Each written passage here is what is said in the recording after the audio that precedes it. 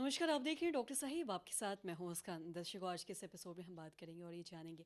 हम अक्सर देखते हैं कि ठंड में लोग घंटों घंटों जो हीटर के सामने बैठे रहते हैं और साथ ही कई बार हम ऐसा भी देखते हैं, अगर हम ग्रामीण क्षेत्र की बात करें तो लोग आग जला के घर में बैठे रहते हैं ताकि गर्मी हो। आज हम इसे भी खास बातचीत करेंगे और ये जानेंगे कि ऐसे घंटों हीटर के सामने बैठे रहना क्या हमारे स्वास्थ्य के लिए सही है या गलत।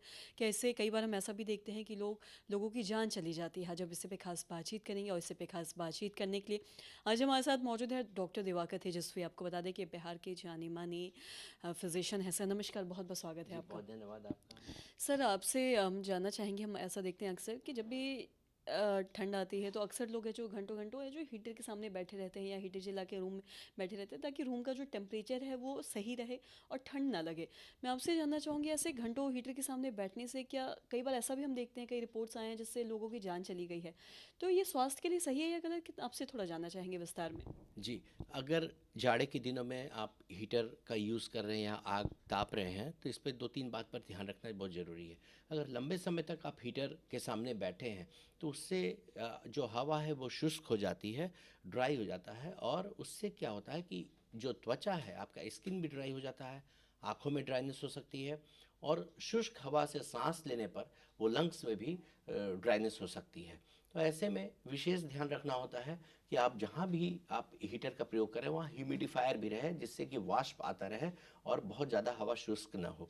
दूसरी चीज़ जो ध्यान रखने की आवश्यकता है वो है कि यदि आप आग ताप रहे हैं या हीटर का प्रयोग करें तो वहाँ प्रॉपर वेंटिलेशन की व्यवस्था हो, क्योंकि अगर आप आग तापते समय आप जो आग तापते तापते सो जाते हैं तो उसमें ऑक्सीजन की कमी वहाँ हो जाती है, क्योंकि ऑक्सीजन आग तापने में उसका यूज़ हो जाता है और अंदर में उसके धुएं से कार्बन मोनोऑक्साइड की मात्रा बढ़ सकती है और सोए सोए उससे मृत्यु भी हो सकती है, अगर आप बंद कमरे में आग ताप रहे हैं और उसका वेंटिलेशन वहाँ पर नहीं है तो।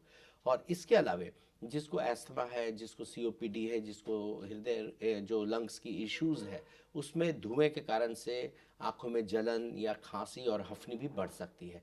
तो इन सब बातों पर ध्यान रखना बहुत आवश्यक है। जी।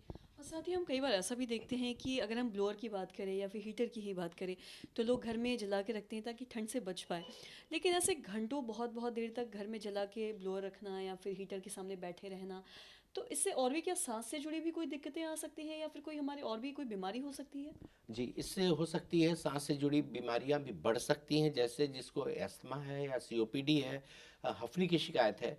तो जब हीटर या फिर आप आग ताप रहे हैं बंद करके, तो उसमें ऐसे केमिकल्स भी आ रहे हैं जो कि लंग्स के लिए, एक तो ड्राइनेस हो जाती है पूरी तरह से, वहाँ पर वाष्प जितना है वो हट जाता है, ह्यूमिडिटी जितनी रूम के अंदर है वो हट जाती है अगर ह्यूमिडिफायर अलग से नहीं रखे हैं तो। और वो लंग्स को जा कर के लंग्स में सूखा हवा जो जा रहा है या ड्राइनेस जा रही है, वो उसके खांसी को बढ़ा सकती है, हफ्नी को बढ़ा सकती है और आँखों की नमी को कम कर सकती है, त्वचा की नमी जो है वो कम हो सकती है और त्वचा में रूखापन भी आ सकता है, आँखों में ड्राइनेस हो सकती है और लंग्स को डैमेज हो सकता है। जी। और साथ ही आपसे जानना चाहेंगे कि जो भी लोग ऐसे ठंड में बहुत बहुत देर तक बैठते हैं तो उन तमाम लोगों को आप क्या कुछ कहना चाहेंगे या क्या मैसेज एक देना चाहेंगे कि वो थोड़ा अवॉइड करें। ठीक है, ठंड है लेकिन कुछ देर तक ही बैठना ठीक है, या फिर कुछ मैसेज देना चाहेंगे वो व्यूवर्स को। जी, अगर आप ठंड में ह्यूमिडिफायर का आप हीटर का प्रयोग कर रहे हैं या आग ताप रहे हैं, तो 2-3 बातों पर बहुत विशेष ध्यान रखें।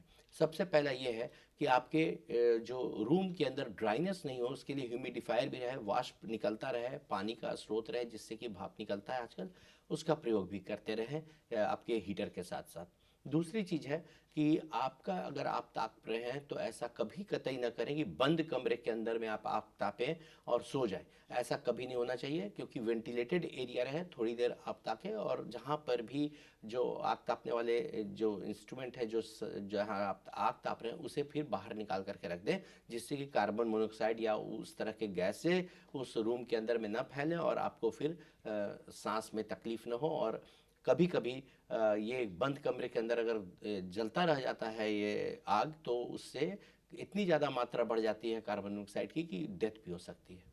सर बहुत बहुत शुक्रिया तमाम जी, जानकारी बहुत देने के लिए। धन्यवाद आपका। तो आशा करते हैं दर्शकों कि आप भी ये समझ पाए होंगे कि अगर बात ठंड की भी हो रही हो तो ज़रूरत से ज़्यादा हीटर के सामने या फिर ऐसे आग तापना नहीं है, वरना इससे सांस से जुड़ी या फिर सीओपीडी या फिर बहुत सारी ऐसी बीमारियां हो सकती है जिससे जान भी जा सकती है। और ऐसे बहुत सारे रिपोर्ट्स भी आए हैं जो कि हीटर के सामने घंटों बैठने से या फिर हीटर जला के सोने से लोगों की जान चली गई है। तो इन सब चीज़ों को अवॉइड करें और अपने स्वास्थ्य का भी ख्याल रखें।